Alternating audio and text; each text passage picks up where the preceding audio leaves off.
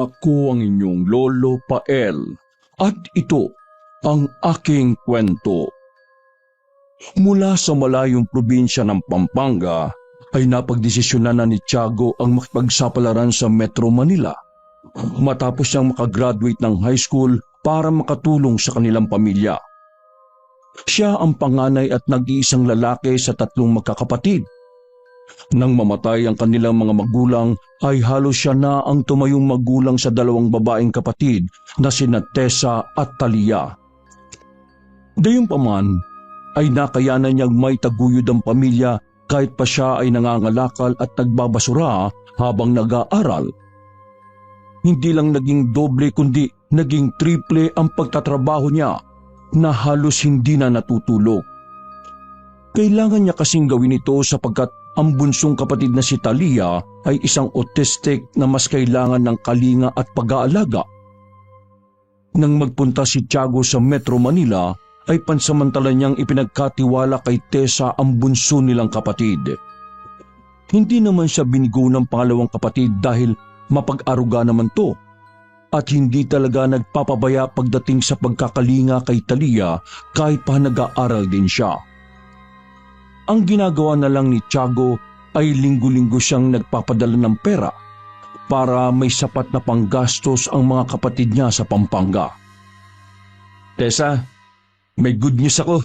Medyo malaki ang kita ko ngayong linggo kaya malaki-laki ang ipapadala ko sa inyo dyan. Bilhin mo na lang ang mga kailangan mo sa school ha.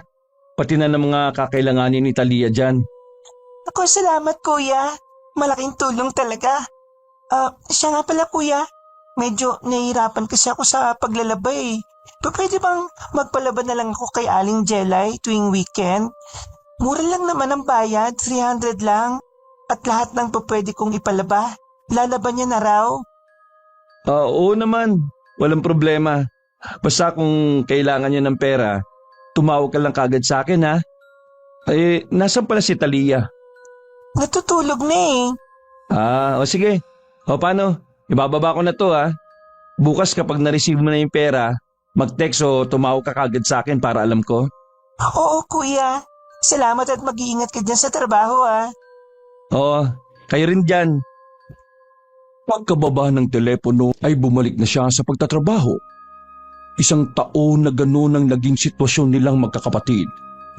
Nagdaan ng Pasko, Bagong Taon at iba pang holiday na hindi nakakauwi ng Pampanga si Tiago para lang kumayod ng kumayod. Hanggang sa isang balita ang inihatid sa kanya ng nakababatang kapatid na hindi niya alam kung ikatutuwa ba niya o ikalulungkot. Kuya Tiago, may sasabihin sana ako sa iyo pero please lang, huwag ka sana magagalit sa akin ha. Tessa, ano bang sasabihin mo? Huwag mo naman akong pakabahin. Sabihin mo na kagad. Ano kasi, may kinakasama na ako. Kinakasama? Tama ba ang narinig ko? Oo kuya, kinakasama. Hindi boyfriend? Teka, saan ka nakatira? Paano si Talia? Dito kami sa bahay natin nakatira kuya. Nagsasama na kami ni Warren dito at palagay ko buntis ako. 3 buwan na kasi akong hindi dinadatnan eh. Halos pagsakluban ng langit at lupa si Tiago sa kanyang narinig. Dahil 4th year college na si Tessa at gagraduate na ngayong taon. Matapos marinig ang sinabi ng nakababatang kapatid, ay napakuyom na lang ng kamao si Tiago at gigil na napakagat ng labi. Palagay ko, titigil na lang muna ako sa pag-aaral kuya. Para naman talagang tanga, Tesse. Nagpapakakuba ako dito sa pagtatrabaho. Ang hiling ko lang naman tapusin mo yung pag-aaral mo. Dahil yan lang ang kayamanan pwede ko ipamana sa iyo eh. Bakit nagpabuntis ka kagad? Sorry kuya, hindi ko rin naman sinasadya. Hindi sinasadya? Ano, naaksidente ka nang rumaragas ang ari ng lalaki? Panandagutan ka ba ng siraulong Warren na yan? Handa niya raw akong panagutan kuya. Kaya kung okay lang sa'yo na dito na muna kami tumira sa bahay para maalagaan ko pa rin si Talia at mababantayan. Napapuntong hininga na lang si Tiago sapagkat alam niyang wala na siyang magagawa para pigilan pa ang pagbubuntis ng nakababatang kapatid. Pilit niyang ikinakalbang sarili para hindi na makapagbitaw ng masasakit na salita. May magagawa pa ba ako? Bukod sa sinira mo na yung tiwala ko sa'yo, wala na akong magagawa sa nangyari. Kung sa tingin mo, Tessa, kaya kang panagutan ng mokong na yan, gawin mo na gusto mo. Pero simula ngayon magpapadala na lang ako ng pera para kay Talia. Siya na lang ang kargo ko. Kung pababayaan mo siya at hindi alagaan, konsensya mo na yun. Kuya, sorry talaga kung nasira ko ang tiwala mo sa akin. Tatanggapin ko lahat ng mga sinasabi mo, kuya. Nagkausap na rin naman kami ni Warren at tanda naman daw siyang panagutan ako. Paano ka pananagutan ng taong yan kung pareho naman kayo mga estudyante pa lang? Ano, iaasa niya sa mga magulang niya ang pagsusustento sa'yo? Ay nako, Tessa, hindi mo alam kung ano yung pinasok mo. Hindi naman estudyante si Warren, kuya. May negosyo siyang talyer malapit sa universidad. Hindi makapaniwala ang panganay na kapatid sa kanyang narinig, kaya lalo siyang nadismaya kay Tessa. Gayunpaman ay idinitalye pa rin ng dalaga ang lahat-lahat sa kanyang kuya ang tungkol sa lalaking nakabuntis sa kanya habang umiiyak. Kung gano'n naman pala hindi ka hihito sa pag-aaral. Aakyat ka sa stage at makakagraduate kahit na malaki ang tiyan mo. Ilang buwan na lang, Tessa. Kaya tsagain mo na. Pero kuya… Walang pero-pero. Tuldok. Ilang buwan na lang gagraduate ka na, Tessa. Tsagain mo na lang. Kung sinabi man ng nakabuntis sa'yo na susuportahan ka niya, samantalahin mo na yon. Para pagtapos niyan at nakapanganak kapag lumaki-laki na ang anak mo, madali ka pa rin makakahanap ng magandang trabaho. Hindi katulad ko. Sorry talaga, kuya, kung na-disappoint kita. Nagalit lang ako pero hindi ibig sabihin nun hindi kita masusuportahan. Yung mga sinabi ko kanina, bugso lang yun ng galit. Kaya kalimutan mo na. Gagawin ko makakaya ko para matulungan ka. Ang magiging anak mo, pati si Talia. Salamat talaga, kuya. Lumawag ang pakiramdam ng babae sa mga sinabi ng panganay niyang kapatid. Labis man ang tuwa ni Tessa dahil natanggap kagad ng kanyang kuya ang nangyari, subalit nakadagdag naman ito sa pasanin ni Tiago. Magmula nang malaman ng binata na nabuntis ang kanyang kapatid, ay mas sinipagan pa niya ang pagtatrabaho para mas malaking pera ang maipadala sa probinsya. Halos 3 hanggang 4 na oras na lang siyang natutulog para lang magkaroon ng extra income. Lumipas pa ang mga araw, linggo at buwan, ay maayos na naisilang ni Tessa ang sanggol na nabigyan nila ng palayaw na butyok dahil sa sobrang lusog. Nakagraduate ang dalaga sa kolehiyo pero hindi muna siya naghanap ng trabaho sapagkat nakafocus siya sa pag-aalaga sa anak pati na rin sa pagtingin-tingin sa bunsong kapatid na autistic. Naging maganda ang daloy ng buhay nilang lahat sa unang taon ng panganganak ni Tessa, kaya itinuring nilang swerte ang sanggol. Subalit sadyang mapaglaro ang tadhana sa buhay ng magkakapatid. Nalugi ang kumpanyang pinagtatrabahuan ni Tiago, kaya nagkaroon ng cost-cutting at isa siya sa mga hindi pinalad na maabsorb. Natanggal ang binata sa kumpanya, gayunpaman ay nakareceive naman siya ng patas na halaga para makapagsimula ng panibagong buhay. Hindi niya muna ibinalita sa mga kapatid ang tungkol sa nangyari at nang matanggap niya ang nasabing halaga na ibinigay ng kumpanya, ay kaagad siyang dumiretso sa simbahan para magpasalamat sa Panginoon. Sapagkat kahit papaano ay meron pa siyang natanggap na biyaya. Diyos ko, maraming salamat po sa panibagong blessing na ipinagkaloob mo sa akin. Gagamitin ko po ito para maitaguyod ko yung aming pamilya at matulungan ko po ang mga kapatid ko. Marami pa siyang ipinagdasal sa Diyos at matapos ang marubdob niyang panalangin ay naglakad na siya papunta sa altar at pagkatapos ay nagsindi ng kandilang alay. Nang makapagsindi ng kandila at mag-alay ng panalangin sa simbahan, ay dali-dali na nga siyang lumabas para makauwi sa tinutuluyan niyang apartment. Subalit, eksakto rin sa paglabas niya sa gate ng simbahan ay sinalubong siya ng isang matandang babae.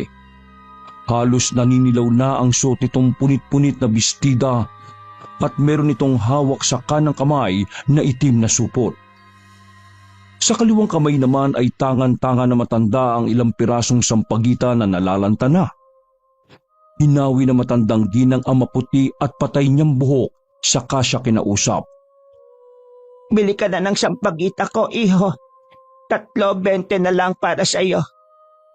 Ipanapit mo sa altar para alayan ang mga santo natin at iligtas tayo sa mga gawa at bulong ng dyablo. Mas mabisang panalangin kapag meron alay na mabango sa altar. Ganun po ba? Palagi nga akong nag-aalay ng sampagita sa altar ko sa bahay. Kahit maliit lang ang altar ko na yon, lahat ng dasal ko'y nadidinig ng Panginoon. Kaya, bumili ka na. Ibibigay ko na sa iyo tong 5 ng 30 para lang maubos na ito. Wala naman po akong altar eh. Pero bibigyan ko na lang po kayo ng pera. Sa awa ng binata ay dumukot na lang siya ng pera sa kanyang bulsa at binigyan ng 100 piso ang matandang babae. Ibenta nyo na lang po sa iba yung sampagita para kumita kayo. Kunin mo na ito at patuyuin mo saka ilagay sa pitaka mo para pampaswerte. Sige na, huwag mo nang tanggihan. Sige po. Maraming salamat po, Lola. Pagkakuha niya sa mga sampagita ay maglalakad na sana siya palayo. Ang kaso lang ay biglang humawak ang matandang ginang sa kanyang kaliwang braso at saka ito tumitig sa kanya ng seryoso bago magpahabol ng salita. Panahon na para umuwi ka muna sa inyo sa probinsya. Doon ay mas mababantayan mo ang mga mahal mo sa buhay at may iwas mo sila sa hindi magandang kapalaran. Pagkatapos noon ay saka umiti ang matandang estranghero bago magtuloy-tuloy palayo sa kanya. Hindi naman kagad nakaimik si Tiago. Napakibit-balikat na lang siya at napatango sa matandang babae na nakapasok na sa loob ng simbahan. Nang muli niyang lingunin ay bigla na lang itong nawala na parang bula. Kaya napakunot na lang siya ng noo at napaisip din na may punto ang matandang babae sa mga sinabi nito na kailangan niya nang umuwi ng probinsya para makapag-focus sa mga kapatid lalo na kay Talia. 5:30 ng hapon ay dumaan muna si Tiago sa fast food chain para saglit na maghapunan. Wala na rin siya kasing plano na magluto ng kakainin niya nung gabing yun, kaya mas minabuti ng binata na maagang maghapunan. Pagka-uwi sa tinutuluyang apartment ay kaagad niyang nilapag ang sampagita sa maliit na tukador na katabi lang ng kutsyon na tinutulugan niya dahil wala naman siyang altar o santo na pagsasabitan nito. Pagkatapos ay saglit siyang nagpahinga para makapaganda na mamaya ng mga dapat dalhin sa biyahe bukas sa madaling araw. Ay nako, kamusta na kaya mga kapatid ko at ang pamangking ko? Hindi bale, kaunting oras na lang makakauwi na rin ako sa probinsya. Siguradong masusurpresa yung mga yun kapag nakita ko ulit. Napabuntong hininga siya pagkalaon bago magtungo sa banyo. Matapos makapagbanlaw ng katawan at makapagpalit ng damit, ay nahiga siya sa kutsyon at hindi sinasadyang mapatitig muli sa sampagita. Nang makita ang mga nalalantang bulaklak, ay muling pumasok sa isip niya ang mga sinabi ng matandang estranghero kanina sa simbahan. Panahon na para umuwi ka muna sa inyo sa probinsya. Doon ay mas mababantayan mo ang mga mahal mo sa buhay at maiiwas mo sila sa hindi magandang kapalaran. Paglingon niya sa likuran ay nakita niya ang matandang babae na nakatayo sa pintuan ng kanilang bahay. Pagkatapos ay bigla tong naglakad palabas kasabay ng pagbalikwas bangon niya sa hinihigaang kama. Basang-basa ng pawis ang kanyang damit. Dahil sa mga nangyari kaya agad siyang umalis sa kama at nagpunta sa banyo para magtanggal ng sando at maghilamos. Pagkatapos ay humarap sa salamin at napa-sign of the cross nang wala sa oras. Ay, kailangan ko na talaga makauwi sa amin. Nag-aalala na ako sa mga kapatid ko. Paglabas ng banyo ay tumingin agad siya sa orasan at doon ay nakita niyang 3:00 na pala na madaling araw. Kaya naman kaagad siyang nagpakulo ng tubig sa maliit na electric kettle at pagkatapos ay dumiretso sa kanyang kwarto para ayusin na ang mga gamit dahil babiyahe na siya maya-maya lang. Habang nagliligpit ng pinagigaan ay doon niya napansin ang sampagitang nabili niya kahapon sa matandang babae. Kinuha niya to at inilagay sa pitaka dahil sinabing pampaswerte nga raw. Dahil na rin sa sobrang pagmamadali ay iniwanan niya ang ibang gamit sa apartment. Hindi na niya dinala lahat kahit alam niyang hindi na siya babalik sa lugar na yon. Paglabas ng building apartment, matapos makausap ang landlady at masurrender ang susi ng kanyang tinutuluyan ay nagtaksi na siya papunta sa terminal ng bus. Pasado 4:00 na madaling araw ay nakasakay na siya ng bus at nagbiyahe pauwi sa kanilang probinsya. Dahil sa bilis ng biyahe kaya naman 8:30 pa lang ng umaga ay narating na niya ang kanyang bayan. Pagkababa ng bus, imbis na sumakay ng jeep ay nag-arkila na lang siya ng tricycle dahil na rin sa mga dala niyang gamit. Mabilis din ang naging biyahe niya. Narating din nila kaagad ang bukana ng barangay kung saan sila nakatira. Hindi na nga lang dumiretsong tricycle sa looban dahil sa kasamaang palad ay tumirik na ito kaya nagtiyaga na si Tiago na bitbiti ng mga gamit hanggang sa kanilang bahay. It's nice to be back to my hometown. Nang nasa tapat na siya ng bahay ay hindi niya rin maintindihan ng nararamdaman. Nagahalo kasi ang excitement at kaba sa kanyang nadatnan. Lalo na at na naginip siya kagabi tungkol kina Tessa at Talia. Finally, nasa bahay na talaga ako. Ika pa niya habang nakatayo sa tapat ng kanilang gate at humihingal. Napahinto siya saglit at tinanaw ang kabuuan ng kanilang bakuran.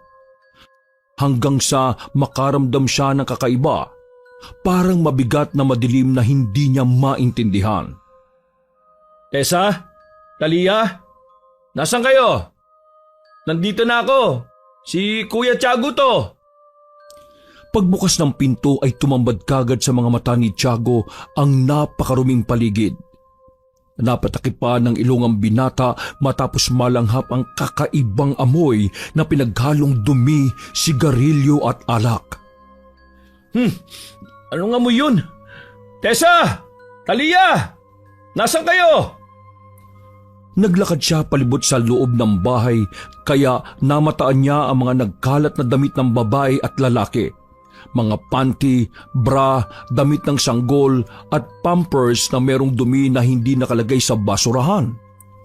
May mga naupos ding sigarilyo sa kawayang sofa at may ilang bote ng alak kasama ng mga natuyong plastik ng sitsirya. Putya, bahay pa ba to o basurahan? Nasaan ba to mga kapatid ko? Ang aga-aga wala rito. Isa-isa niyang nilinis ang kalat sa sala at inilagay sa basurahan. Ang bote ng alak ay isinalansan niya.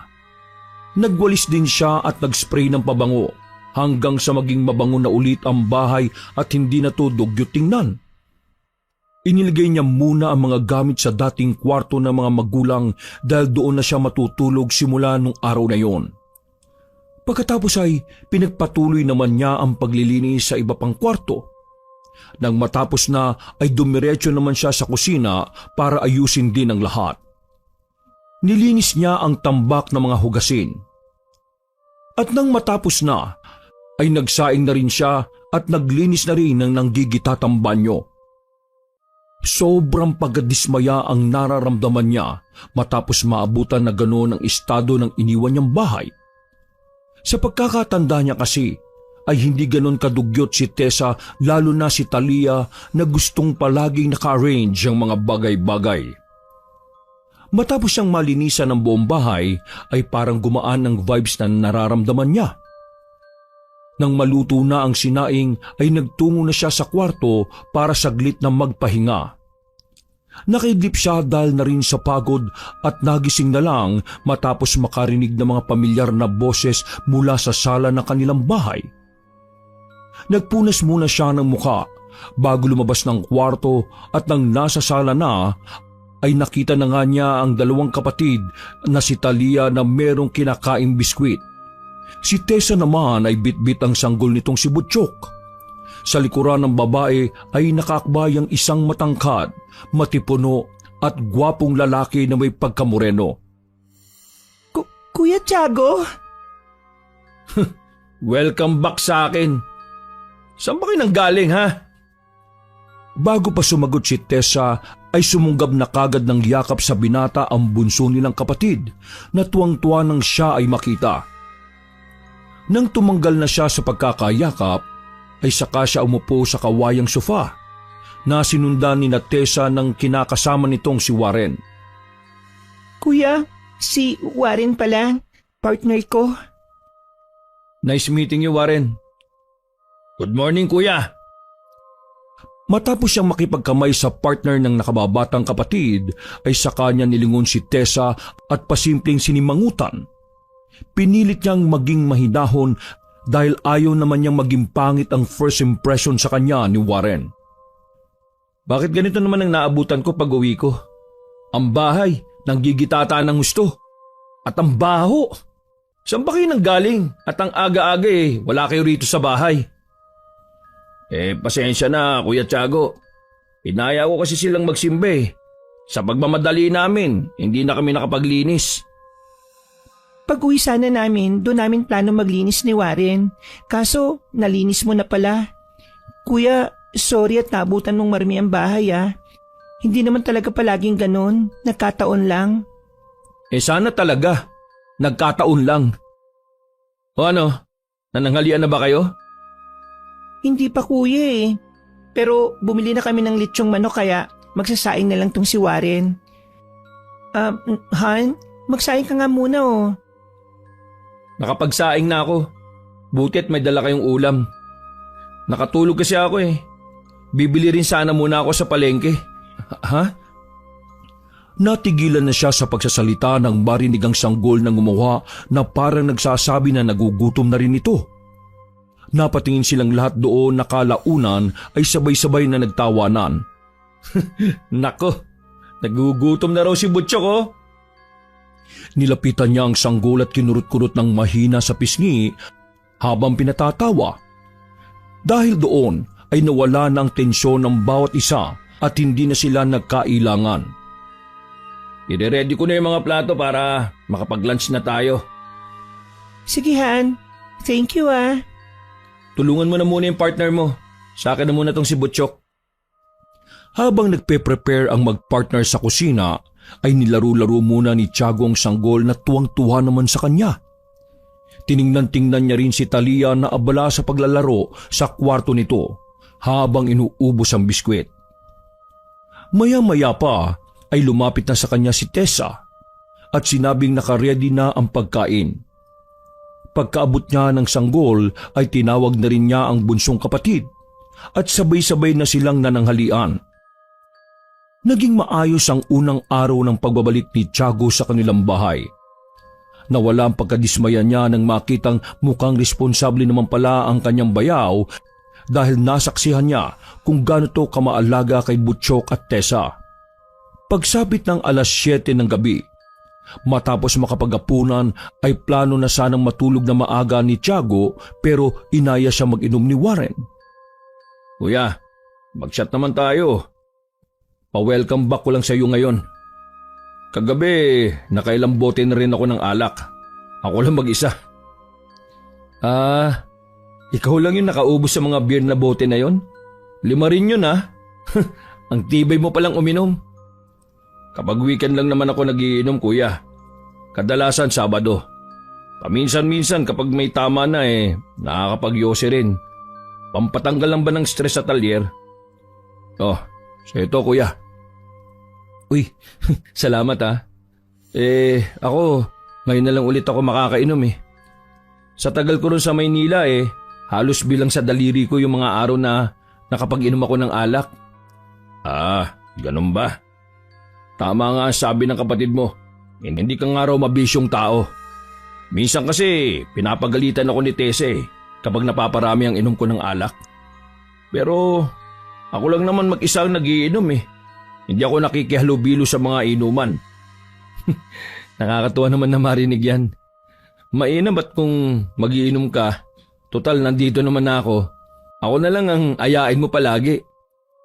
Hindi ka na babalik sa Maynila? Oh, bakit parang gulat na gulat ka dyan? Oh, cheers muna tayo. Matapos magumpugan at kumalansing ang mga bote nilang hawak, ay saka tumugon si Tiago. Nag-cost-cutting na kasi yung company na pinagtatrabahuan ko eh. Sad to say, isa ako sa natanggal. Pero maganda na rin. Nagbigay naman kahit papano yung company namin ng pera sa mga natanggal na empleyado. May pangsimula na rin ng negosyo, kahit papano. At least, mababantayan ko na si Talia. O kung makakapagtrabaho na si Tessa, si Butchok matitingnan ko rin. Di ba? Tama, kuya. Pero sa ngayon kahit hindi pa naman nagwo-work si partner, ayos lang. Kaya ko pa naman dahil malakas pa kahit papano yung talyer. Pero maganda at meron kang negosyo kahit bata ka pa, no? Diyan ka naman mahusay kaya naniniwala akong mas lalago ang negosyo mo na yan. Ako, pinag-iisipan ko pa kung anong gagawin kong panimulang negosyo Salamat kuya. Thank you in advance na rin sa pagbabantay mo sa anak namin kung sakali makapagtrabaho na si Tessa. Nag-cheers ulit sila at sabay na tumagay. Pagkatapos noon ay marami pa silang pinag-usapan na kung ano-ano. Kaya kahit papaano ay nakilala na rin ni Tiago ang kinakasama ng kanyang kapatid. Wala ka bang balak na pakasalan ng kapatid ko? Siyempre meron kuya.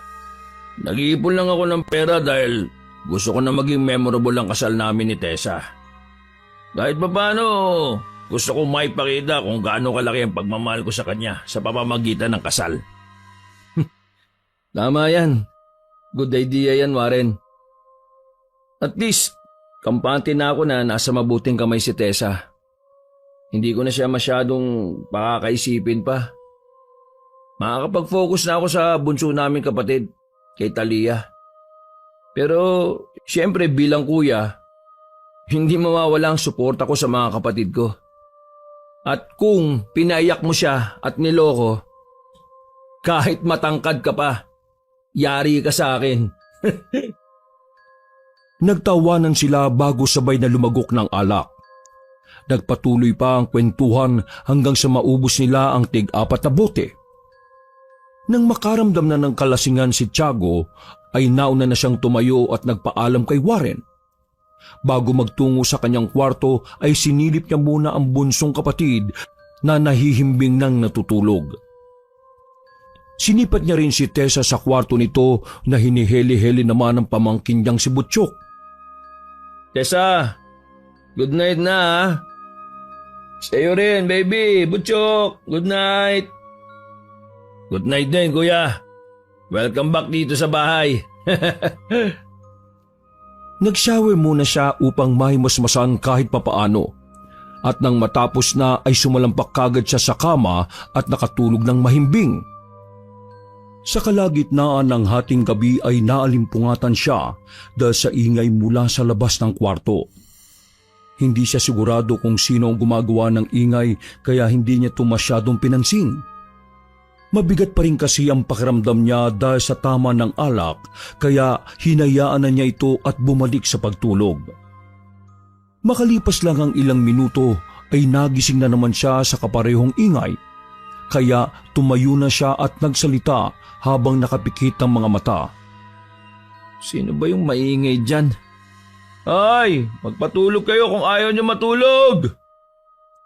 Nawala ang malakas na ingay kaya bumalik na siya sa pagtulog, subalit sa ikatlong pagkakataon ay naalimpungatan na naman siya sa kapareho pa ring ingay. Naknanto ko naman, sino ba yan? Nakakunot noo siyang lumabas ng silid at gano'n na lang ang gulat niya nang biglang nanahimik ang paligid. Nagpunta siya sa sala at sumilip sa bintana para tingnan sa labas kung mayroong tao, subalit wala naman siyang makita. Dahil doon ay bumalik siya ng silid kung saan ay nakasalubong niya ang bayaw na si Warren na pupungas-pungas din. Oh kuya, saan ka galing? May narinig akong umangawa kanina pa 3 beses na ako nagising kaya sinilip ko na sa labas. Pero wala naman tao. Wala naman akong naririnig ah. Baka lasing ka lang kuya, kaya ganon. Ako naman, nakalimpungatan din dahil bigla ako naihi. Mabuti na lang at nakaabot ako sa CR dahil kung hindi, sa kama ko maiihi nang wala sa oras. Yari talaga ako bukas sa kapatid mo. Nagtawanan pa sila at nag-apiran bago maghiwalay ng landas. Nang nasa kwarto na si Tiago, sinalampak niya ulit ang sarili sa kama hanggang sa tuluyan na siyang makatulog ng mahimbing. Kinabukasan, 10:30 na ng umaga nagising si Tiago dahil na rin sa puyat at tama ng alak. Ito ang unang beses siyang nagising ng ganong oras magmula ng makapagtrabaho. Kaya parang ang bigat tuloy ng pakiramdam niya dahil hindi na siya sanay sa ganoong oras ng gising. Paglabas ng kwarto ay nakita niya kaagad sa sala ang pamangkinan nilalaro-laro ni Talia. Nilapitan niya ang dalawa at parehong hinimas ang mga ulo bago nagwika. Oh, good morning, Talia. Butchok. Ngumiti lang si Talia habang patuloy na nilalaro ang pamangkin. Pagkalaon ay biglang sumulpot si Tessa mula sa kusina. Kuya, gising ka na pala. Halika, mag-almusal ka na muna. May sinangag pa sa longganisa ron sa kusina. Sige, diretso tanghalian na ako kakain. 10:30 na rin naman eh. At saka masakit pa ang ulo ko dahil sa alak na yan. Kaya ayaw ko talaga ng nagiinom eh. Hindi ko trip yung hangover. Sige. Hintay mo na lang din ang niluto kong sabaw. Tinola yon kasi medyo malamig ngayon at makulimlim. Sakto sa pananghalian natin. Gusto mo bang magkape? Sige, salamat. Si Warren nga pala. Nandun na sa talyer, kuya. Ititimpla muna kita ng kape, ha? Pakicheck muna si Butchok. Nandyan din naman si Bunso, eh. Tumango na lang si Tiago at habang nakaiga sa kawayang sofa ay pinagmasdan niya ang bunsong kapatid na masayang nakikipaglaro sa pamangkin nila. Napangiti siya sapagkat masayang-masaya ang kanyang puso na sa wakas ay makakasama na niya ulit ang mga kapatid. Wala muna siyang ibang iniisip kundi ang enjoy ang oras habang pinagpaplanuhan pa niya ang negosyong naiisip na gawin para maging source of income nilang pamilya. Maya-maya pa, pagdating ng kape ay bumangon siya at kinuha ito. Matapos niyang humigop ng ilang beses ay kaagad guminhawa ang kanyang pakiramdam at nawala rin kaagad ang sakit ng kanyang ulo. Napagpawisan na kasi siya ng gusto at dahil doon ay parang may alaalang biglang kumurot sa kanyang isipan. Siya nga pala Tessa, wala ka bang naririnig na parang sumisigaw-sigaw kagabi? Ilang beses akong nagising eh. Sumili pa nga ako sa labas, pero wala naman tao. Wala naman ako narinig, ah. Ano kaya yun? Malay ko sa'yo, kuya. Baka lasing ka lang. Tulog na tulog din kasi ako eh. Kapag talaga minamasahin na ako ni Warren, lalo na sa ulo, sobrang napapahimbing ang tulog ko, kuya. Hindi kaya may multo na rito sa bahay? Kitang-kita ang takot sa mukha ni Tessa nang marinig ang sinabing yun ng nakatatanda niyang kapatid. Dahil tuloy doon ay mahina niyang nahampas sa balikat si Tiago. Kuya naman eh, huwag kang manakot ng ganyan. Oh, huwag kang overacting ha, Tessa. Since birth nandito na tayo sa bahay, no? Ngayon ka ba matatakot ng ganyan? Basta, multo-multo, ayaw ko talaga na pag-uusapan yan. Napangiti na lang si Tiago habang umihigop ng kape sa makulimlim na panahon. Eksakto nang maubos na ang kape ay naluto na rin ang ulam nila para sa pananghalian. Sabay-sabay na kumain ng magkakapatid at makalipas ang ilang minuto nang matapos na silang mananghalian ay hinugasan na ni Tiago ang mga ginamit nilang pinggan. Pasado 1:00 ng tanghali. Dahil walang magawa ay naglinis-linis muna ang binata. Inuna na niya ang kusina. Sinunod ang sala at pagkatapos ay ang kwarto naman ng bunso niyang kapatid. Napansin niya na may mantsa ng mga dugo-dugo ang kobre kama nito, kaya tinawag niya kaagad si Tessa. May mantsa ng dugo yung kobre kama ni Talia. Meron ba siya ngayon? Titingnan ko kuya. Saglit lang Buti at tulog si Butchok. Sabay nilang pinuntahan ang bunsong kapatid na nasa likod bahay at doon nga nila napansin ang short ng dalaga ay may bahid ng mga dugo. Naku, Talia. Sinabi ko naman sa iyo kapag meron ka sabihin mo kaagad sa akin. Tumawa-tawa lang ang dalaga habang nagpatuloy sa pag-arrange sa mga batong inipon niya. Halika na, Talia. Magna-napkin ka muna. Talia, sundan mo na si Ate Tessa mo at magsusot kayo ng napkin para hindi ka na magkalat ng dugo. Dali na! Binitiwan ng dalaga mga batong hawak at pagkatapos ay sumama na siya sa mga nakatatandang kapatid. Nang nasa loob na ng bahay, habang binabantayan ni Tiago ang natutulog na si Butchok, ay nilinisan muna ni Tessa ang bunsong kapatid sa banyo para mawala ang malansang amoy ng dugo. Nang matapos na, ay nagtungo na ulit ang binata sa kwarto ni Talia para ipagpatuloy ang paglilinis pagkatapos noon ay nagpahinga na siya. Halos buong weekdays ay ganon at ganon ang ginagawa ni Tiago sapagkat nakasanayan na talaga niya ang merong ginagawa. Nag-i-enjoy naman siya sapagkat kahit papaano, habang wala pa siyang trabaho at pinagpaplanuhan pang mabuti ang negosyong itatayo, ay nakakatulong din naman siya kay Tessa sa gawaing bahay at pagbabantay sa bunso nilang kapatid. Sabado ng hapon, nagbiyahe si Tiago sa bayan para mag-withdraw ng pera. Sa susunod na linggo kasi ay magpapatayo na siya ng maliit na tindahan sa harapan ng bakuran nila. Nakausap na rin kasi niya si Tay Moreno na siyang gagawa ng nasabing tindahan, kasama ang anak nitong si Mario na kababata naman niya. Nang makapag-withdraw na ng sapat na pera, ay eksakto naman na napadaan siya sa simbahan ng bayan kaya naisipan niyang pumasok doon para mag-alay ulit ng panalangin at magsindi ng kandila para sa mga yumaong mga magulang. Lord, maraming salamat po sa munting biyaya na to at sa kaligtasan ng buong pamilya ko. Nawa patuloy niyo kaming gabayan, lalo na ang kapatid kong si Tessa, si Talia at ang pamangkin kong si Butchok na pagkalusog-lusog. Ito pong tindahan na ipapatayo ko. Dasal ko, Lord, na maging mabunga to para masuportahan ko pa ang aking pamilya. At sa susunod makatulong din ako sa aking mga kalugar. Sa iyo po ang kapurihan sa pangalan ni Jesus. Amen.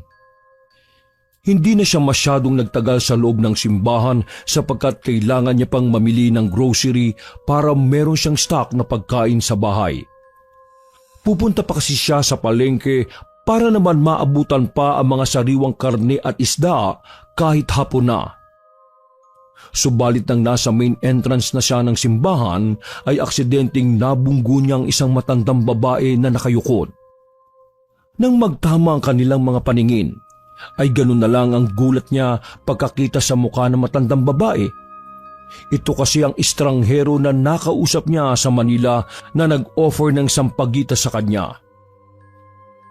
Ikaw yung nagtitinda ng sampagita? Teka, paanong...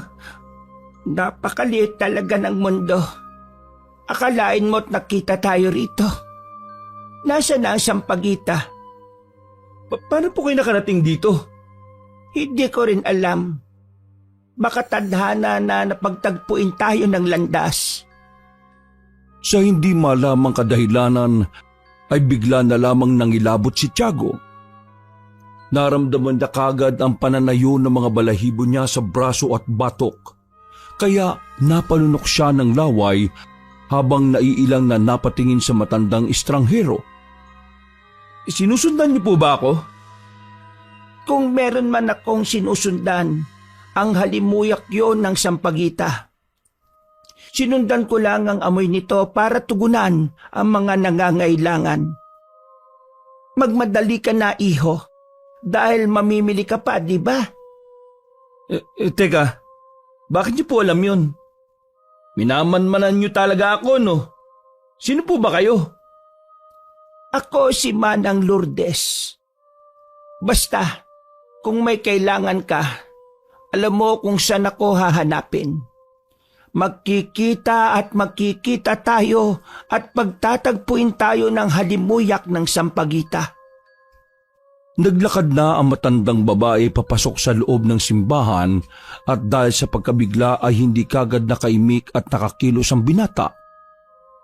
Nang mapansin niyang wala na sa harapan niya ang estrangherang nagpakilala bilang Manang Lourdes, ay kagad siyang bumalik sa loob ng simbahan para hanapin ito. Iginala niyang tingin sa palibot subalit hindi na niya nakita pa ang matandang babae. Hindi na siya gumawa pa ng anumang ingay at komosyon dahil sa hiya na rin na baka masita siya sa loob ng simbahan. Pagkalabas doon, habang naglalakad papuntang pamilihan, ay paulit-ulit na nagriritmo sa utak niya ang mga sinabi kanina ni Manang Lourdes. Para tuloy siyang kinutuban na hindi niya rin naman alam kung bakit. Nagmadali tuloy siya sa pamimili para makauwi na kagad sapagkat hindi maganda ang pakiramdam niya. Bigla na lang siyang nag-alala para sa buhay ng kanyang mga kapatid at pamangkin. Dahil naalala na naman niya ang sinabi ng mahiwagang matandang babae nang una niya itong maka-encounter. Panahon na para umuwi ka muna sa inyo sa probinsya. Doon ay mas mababantayan mo ang mga mahal mo sa buhay at may iwas mo sila sa hindi magandang kapalaran. Langyang yan. Anong ibig sabihin ng mga sinasabi niyang yun? Bigla tuloy ako ni-stress kay Manang Lourdes eh. Masyadong pa-mystery. Nang sa tingin ni Tiago ay kumpleto na ang kanyang mga pinamili, ay sumakay na ulit siya ng tricycle. Nagsabi na siya na special para hindi na rin maghintay ng iba pang pasahero.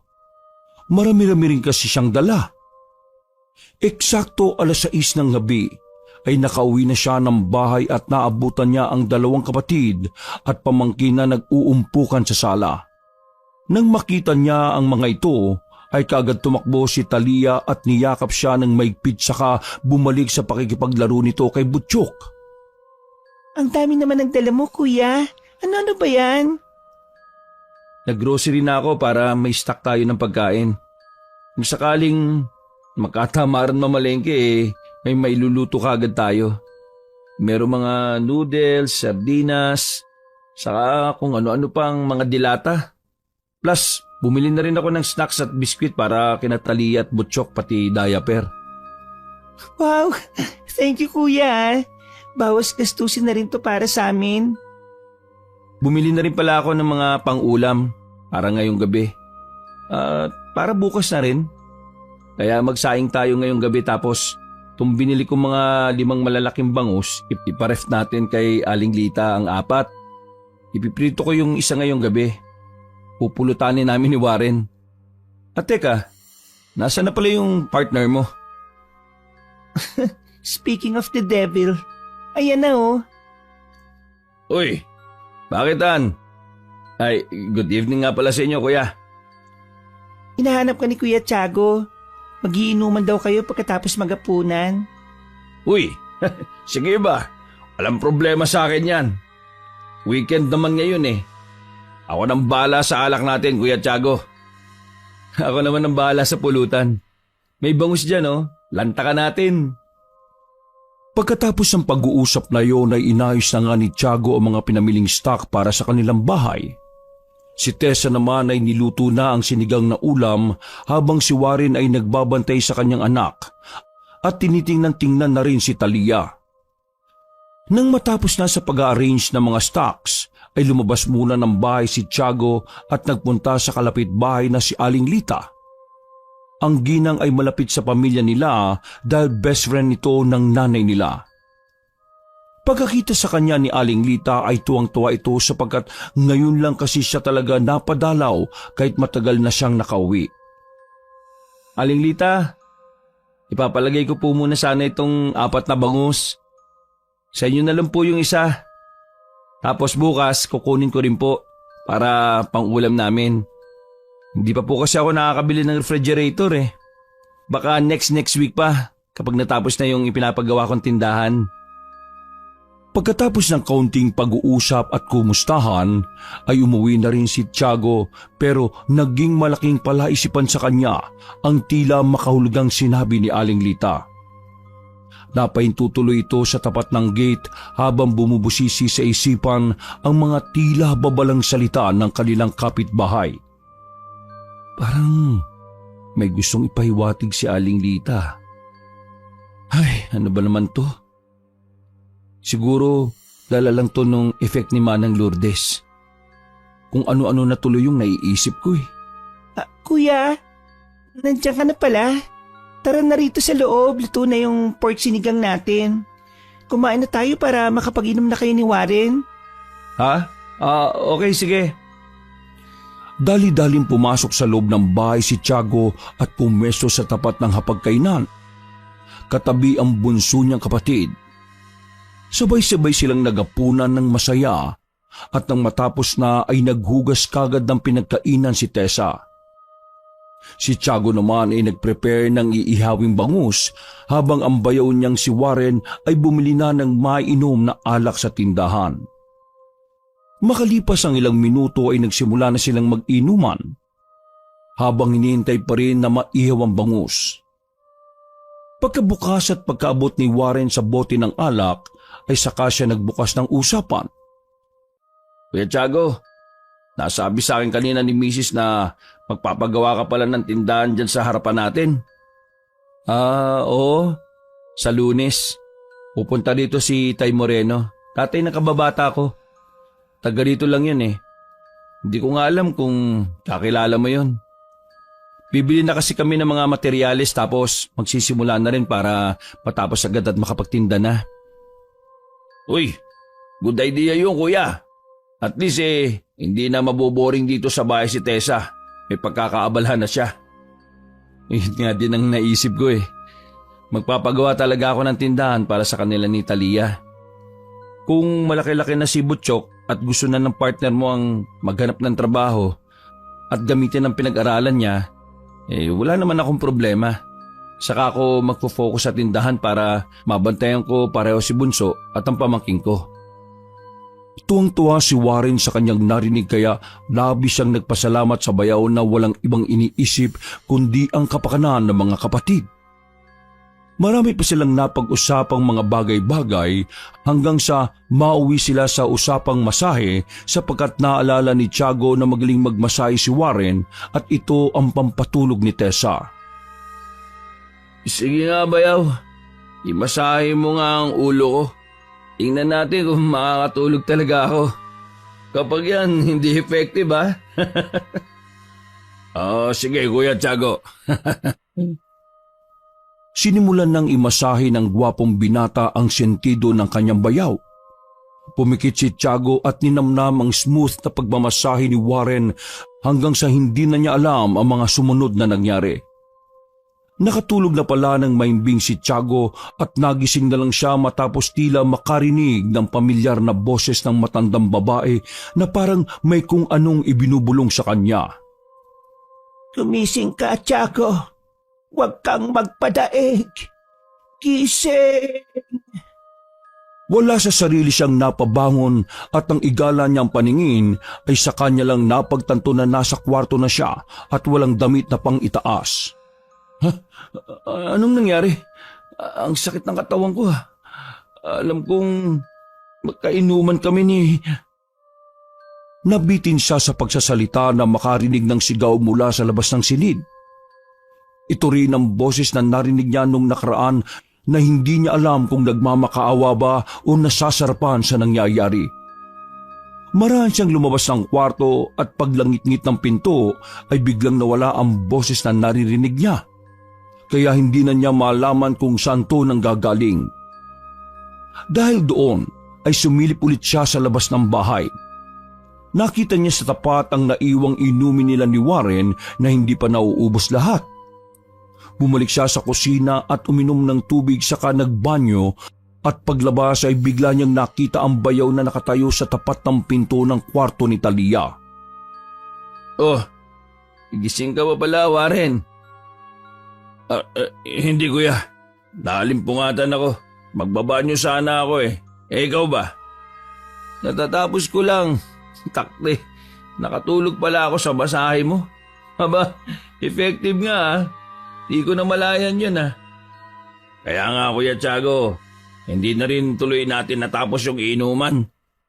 O sige kuya, ihina ako eh. Ako rin, matutulog na ako.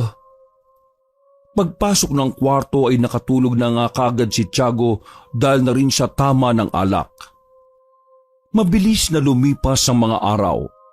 Pagsapit ng Lunes ay nakausap na nga ng binata si Tay Moreno patungkol sa mga gagawin.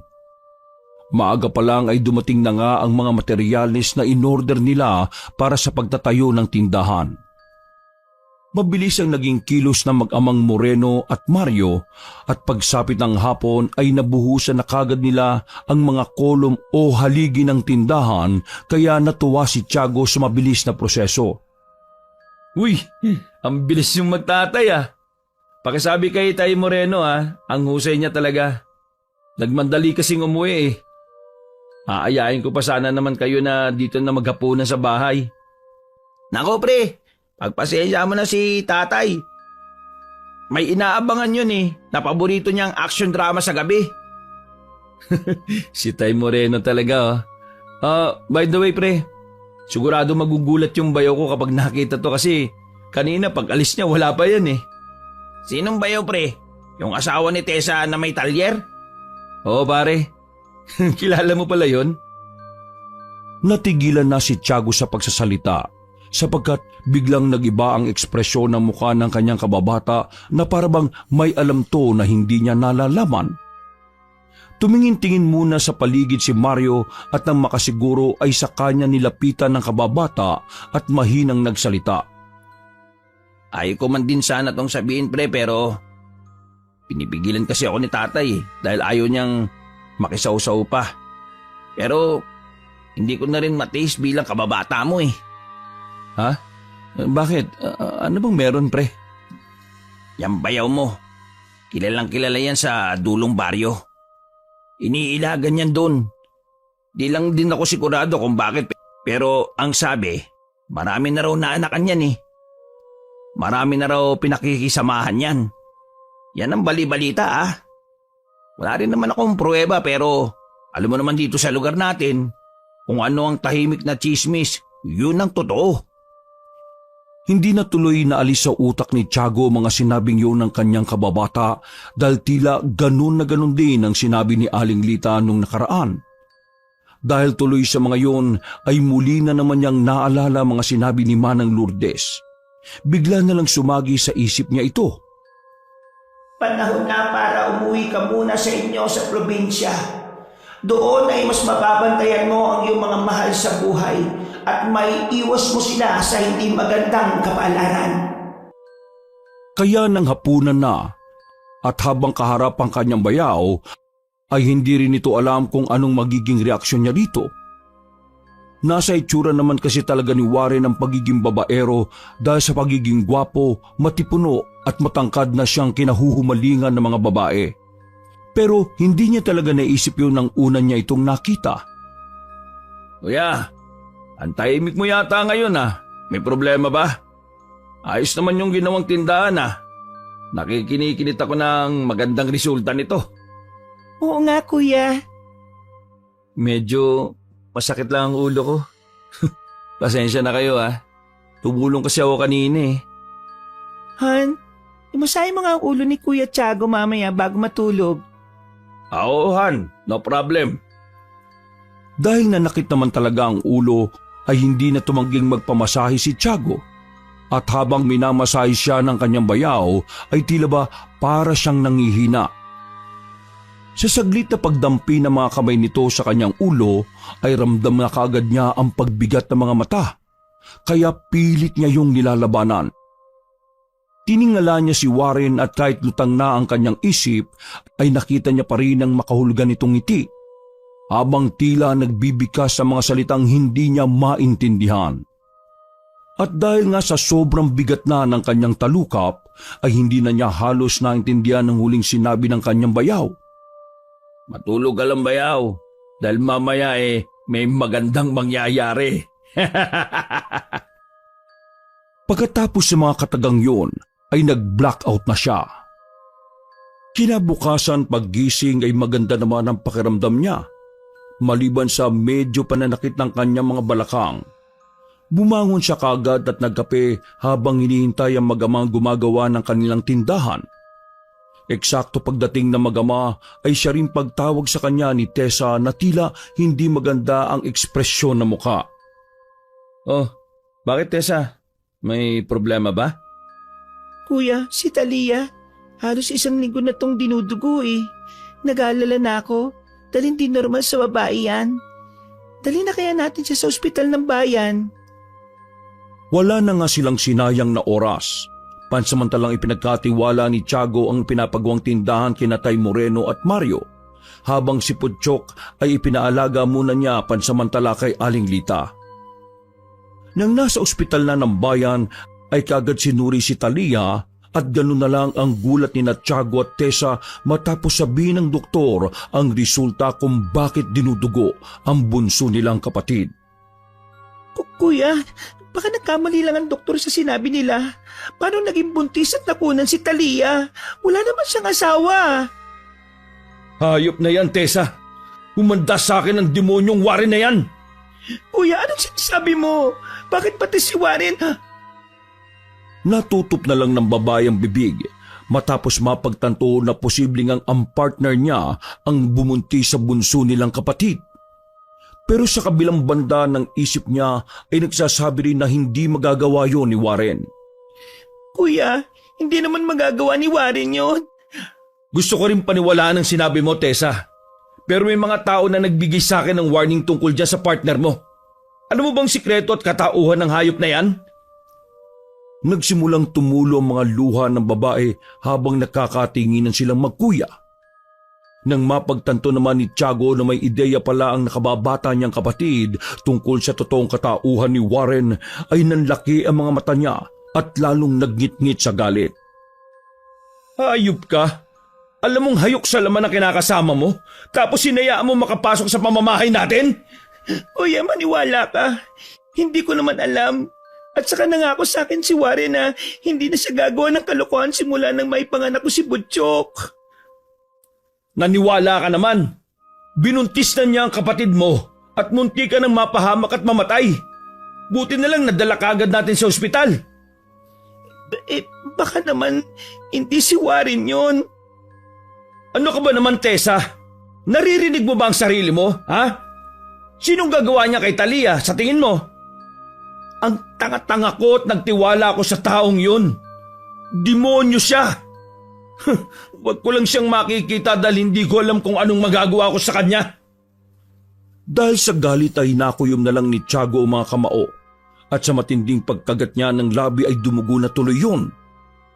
Bigla na lang niya din kasing napagtanto na mga naririnig niyang ingay kapag hating gabi na parang sumisigaw na babae, ay doon niya na-realize na si Talia pala yun na pinagsasamantalahan ng walang hiya niyang bayaw. Demonyo, bakit hindi ko kagad na-realize yun? Kaya pala palagi ko siyang naabotang gising sa tuwing maririnig ko yung ingay na yun, ha? Hayop ka talaga, Warren. Demonyo ka! Nagsimula siyang maglakad palabas ng private room pero pinigilan siya ni Tessa na nanikluhod sa pagmamakaawa.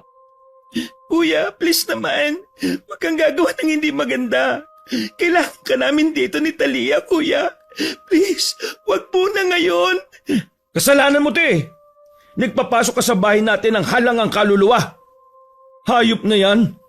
Bakit pati inosenteng tao? Pinagsamantalahan niya. Napakahayop ng partner mo, Tessa. Napakahayop!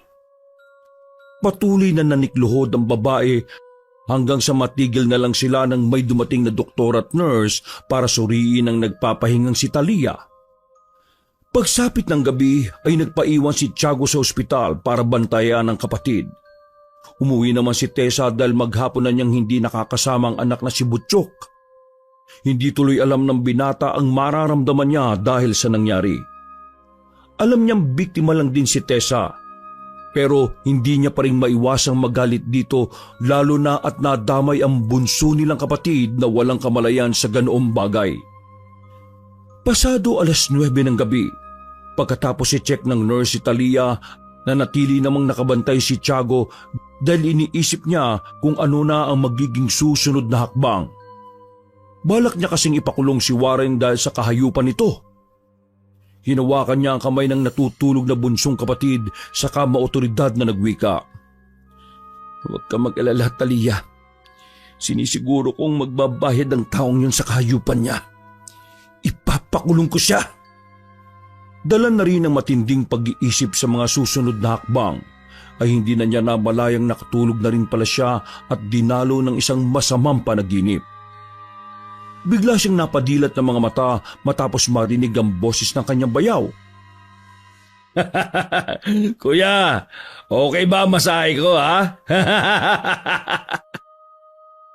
Hindi siya nagsalita at tiningala lang si Warren na hinihimas-himas ang magkabila niyang sentido. Ilang saglit pa ay naramdaman niya ang panghihina hanggang sa parang umikot-ikot na ang kanyang paningin. Naabutan na lang niya ang sarili na nasa kama at hinihubaran na ng kanyang bayaw. Nagulat siya kaya pilit niyang nilalabanan yon. Pero hindi naman niya maikilos ang katawan dahil para siyang paralisado. "Tumigil ka! Anong gagawin mo sa akin, ha?" "Matulog ka lang, bayaw, dahil mamaya may magandang mangyayari." Kitang-kita niya ang kababuyang pinaggagawa sa kanya ni Warren pero wala siyang magawa kundi sumigaw at magmura na magmura. Ilang saglit pa ay isang tinig ang kanyang narinig dahilan para biglang dumilim at tila na bagong eksena ng paligid. Tiago, basta kung may kailangan ka, alam mo kung saan ako hahanapin. Magkikita tayo at magtatagpuin tayo ng halimuyak ng Sampaguita.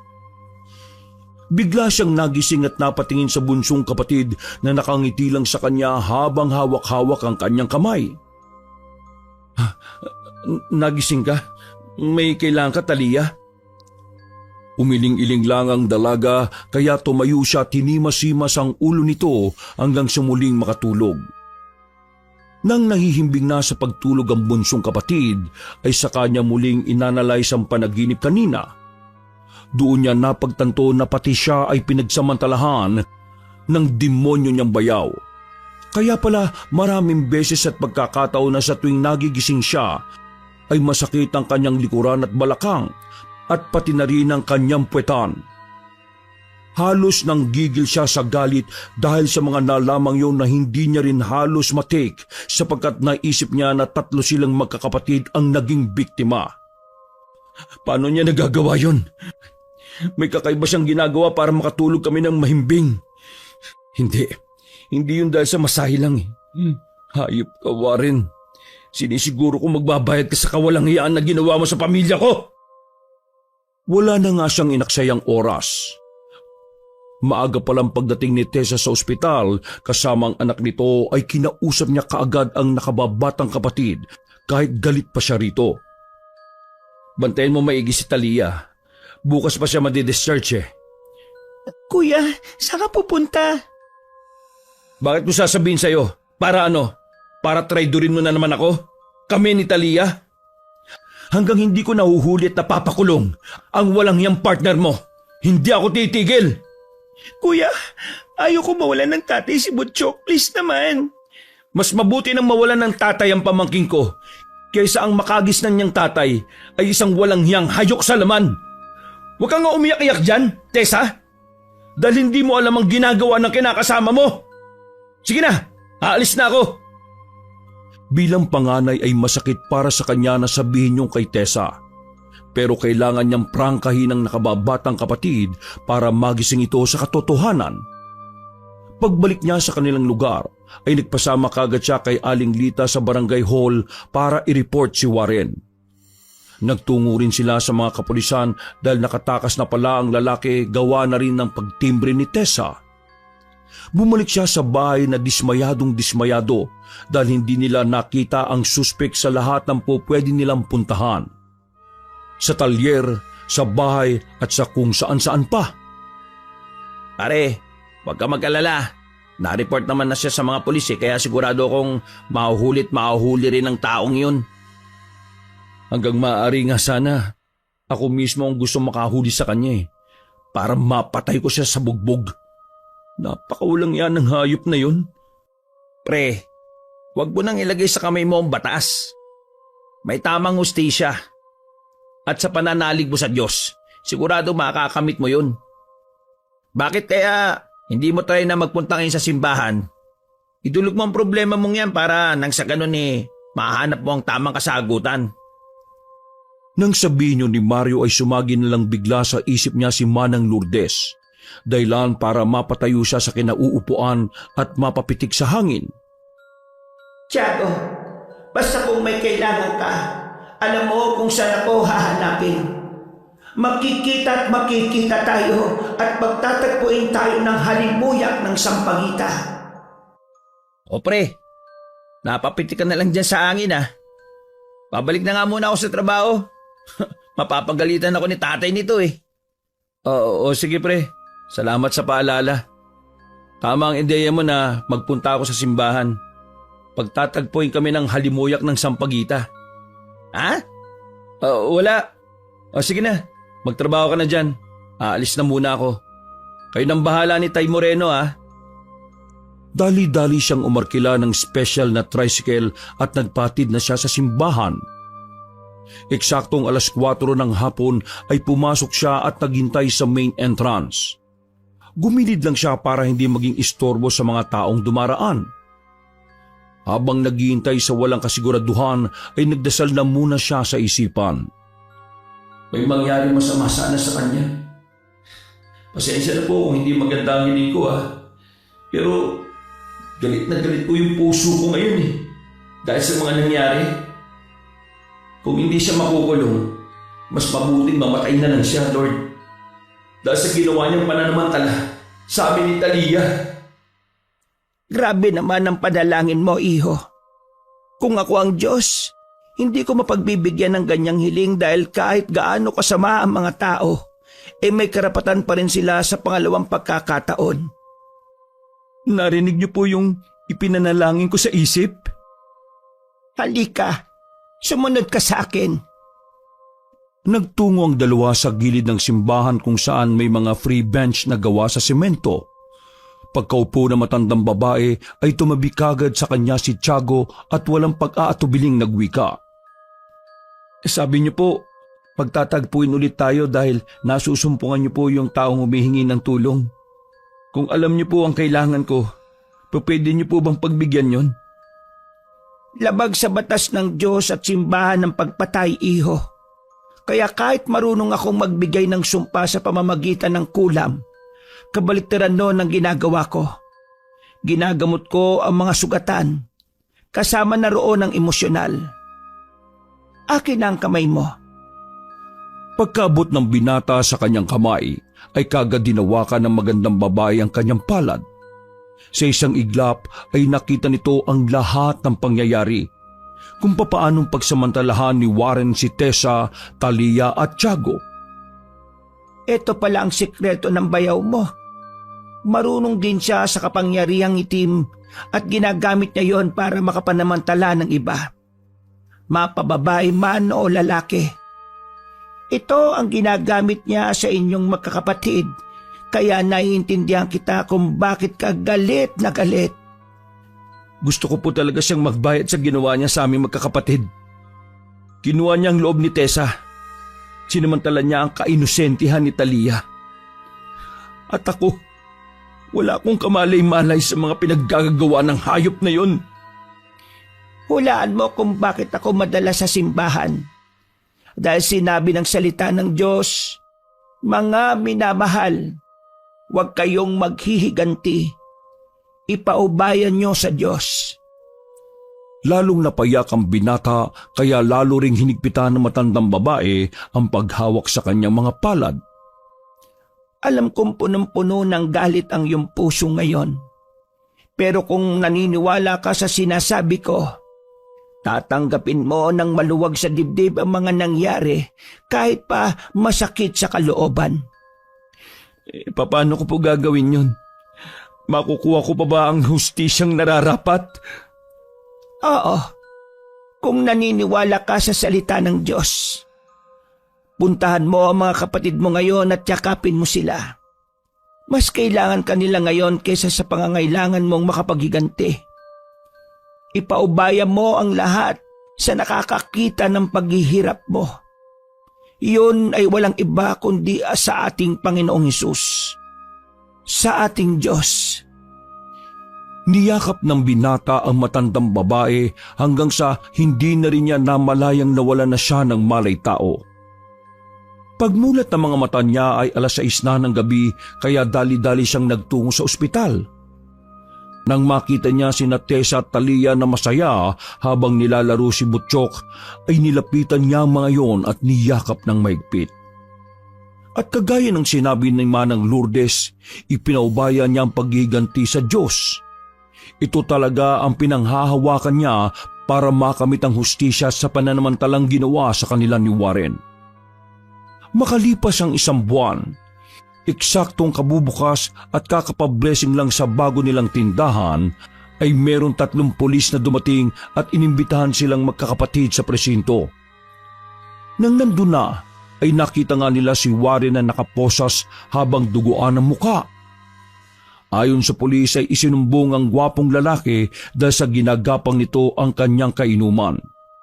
Ito rin ang dahilan kung bakit natamo nito ang maraming pasa sa muka. Tessa, Ann, tulungan mo naman ako rito. Sabihin mo na inosente ako, na mali ang paratang nila sa akin. Mga sir, ikulong niyo na po ang taong yan dahil pinagsamantalaan niyang inosente kong kapatid. Mabubulok ka dyan sa kulungan, bayaw! Nagsisisigaw sa pagmamakaawa si Warren pero ipiniit kagad siya ng mga kapulisan sa loob ng presinto. Napayakap naman si Tessa sa kanyang kuya habang umiiyak. Kahit ganun kasi ay minahal niya pa rin si Warren ng totoo. Ginawa mo ang tama, Tessa. Kapag totoong nagbago siya, hindi ko kayo pipigilan ng anak mo na makita at makasama siya kung sakali mang makakalaya pa siya rito. Salamat, kuya. Salamat dahil nandyan ka palagi para sa akin. Para sa amin ni Talia at ni Butchok. Thank you talaga, kuya. Nakuha na nga ng magkakapatid na Tiago, Tessa at Talia ang hustisyang hinihingi nila. Pati na rin ang iba pang naging biktima ni Warren. Sa paglipas pa ng mga araw, linggo at buwan, ay naging mas maayos na ang takbo ng negosyo nilang magkakapatid. Lumago ito ng lumago ng higit sa kanilang inaasahan hanggang sa mabalitaan na nga lang nila na sa presinto ay matindi ang pinagdaraanan ni Warren. Sapagkat galit ang mga preso sa mga katulad niya, kaya paulit-ulit din siyang pinagsamantalahan doon. 1 taon ang lumipas ay mas lumago pa ang kanilang tindahan na naging pinakamalaking tindahan na sa kanilang lugar. Tuwang-tuwa ang magkakapatid at ang huli na lang nilang balita kay Warren ay nagpakamatay na to dahil sa paulit-ulit na pambababoy sa kanya ng mga preso. Malungkot man si Tessa pero wala na rin siyang nagawa sapagkat ito ang piniling landas ng lalaking pinaglaanan niya ng pagmamahal. Sa tulong ni Tiago ay lumaking may takot sa Diyos at mabait na bata si Butchok na siyang nagtuloy ng mga pangarap nilang magkakapatid. Wakas!